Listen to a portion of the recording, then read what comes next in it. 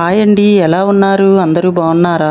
ఈరోజు కర్రీ ఏమో పన్నీర్ కర్రీ అండి. ఎలా చేయాలో చూద్దామండి. ముందుగా పన్నీర్ని చిన్న చిన్న ముక్కలుగా కోసుకోవాలండి. ఇలా చిన్న చిన్న పీసులుగా కోసుకుంటే చాలా బాగుంటుంది. ఫ్రెండ్స్, ముందుగా ఒక లైక్ కొట్టండి. వీడియో నచ్చినట్లయితే సబ్స్క్రైబ్ చేసుకోండి. ఇలా అన్ని ముక్కలు కోసుకున్నాక ముందుగా స్టవ్ వెలిగించుకోవాలండి. వెలిగించుకొని దాని మీద కళాయి పెట్టుకొని కొద్దిగా ఆయిల్ వేసుకోవాలండి. అది బాగా వేడయ్యాక మనం ముందుగా కోసుకున్న ముక్కలన్నీ అందులో వేసుకొని కొద్దిగా ఫ్రై చేసుకోవాలండి. ఇలా అన్ని ముక్కలు వేసుకొని బాగా ఫ్రై చేసుకోవాలండి. కలరు ఇలా వచ్చే వరకు బాగా ఫ్రై చేసుకోవాలి. ఇలా ఫ్రై అయినవి పక్కన పెట్టుకోవాలండి. ఇప్పుడేమో మిక్సీ జార్ తీసుకొని అందులోకి దాల్చిన చెక్క, యాలకులు, లవంగాలు వేసుకోవాలండి.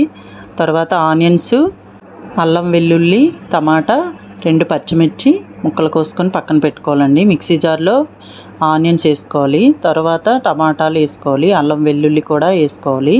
ఇవన్నీ కలిపి పేస్ట్గా చేసుకోవాలండి. ఇవన్నీ మిక్సీ పట్టుకొని పక్కన పెట్టుకోవాలండి. పక్కన పెట్టుకున్నాక మళ్ళీ స్టవ్ వెలిగించుకోవాలి. కళాయి పెట్టుకోవాలండి. పెట్టుకున్నాక అది కొద్దిగా వేడయ్యాక ఒక 4 స్పూన్ల ఆయిల్ పోసుకోవాలండి. ఆయిల్ వేడయ్యాక మనం ముందుగా చేసుకున్న పేస్ట్ని అందులో వేసుకోవాలండి. అది బాగా కలిపి పేస్ట్ అంతా బాగా ఫ్రై అవనివ్వాలండి. ఆయిల్ పైకి తేలే వరకు బాగా ఫ్రై చేసుకోవాలి.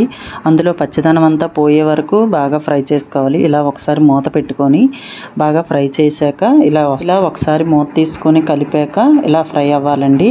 అయిన తర్వాత ముందుగా కట్ చేసుకొని పచ్చిమిర్చి అందులో వేసుకొని ఫ్రై అవనివ్వాలి. తర్వాత ఏమో ముందుగా నానబెట్టుకోవాలండి జీడిపప్పుని. అది మన ఆప్షనల్, వేసుకోవచ్చు లేదు కానీ బాగుంటుందండి. ఒకసారి ట్రై చేయండి. ఇలా అన్నీ వేసుకున్నాక బాగా ఫ్రై అవనివ్వాలండి. తర్వాత మనం ముందుగా పసుపుని వేసుకోవాలండి. సరిపడా కారం కూడా వేసుకోవాలండి. తర్వాత కొద్దిగా సాల్ట్ కూడా వేసుకోవాలి.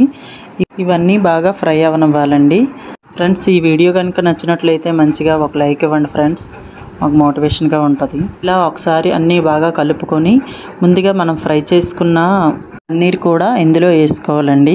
వేసుకున్నాక అన్నీ బాగా కలుపుకొని మంచిగా ఫ్రై అవనివ్వాలి. తర్వాత ఇలా అన్నీ కలుపుకుంటూ ఫ్రై అవనివ్వాలండి. తర్వాత కొద్దిగా వాటర్ పోసుకోవాలండి.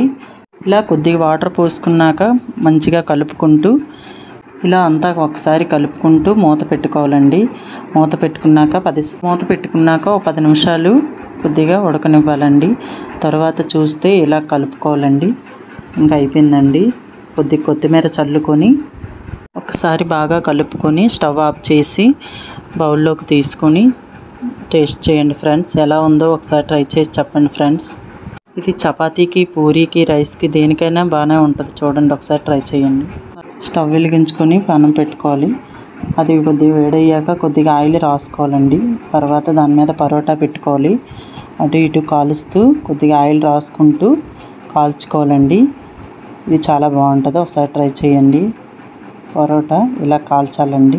ఫ్రెండ్స్, అయిపోయింది. ఇలా ఉంటుందండి. ఒకసారి ట్రై చేయండి. నా వీడియో నచ్చినట్టయితే లైక్ చేయండి ఫ్రెండ్స్.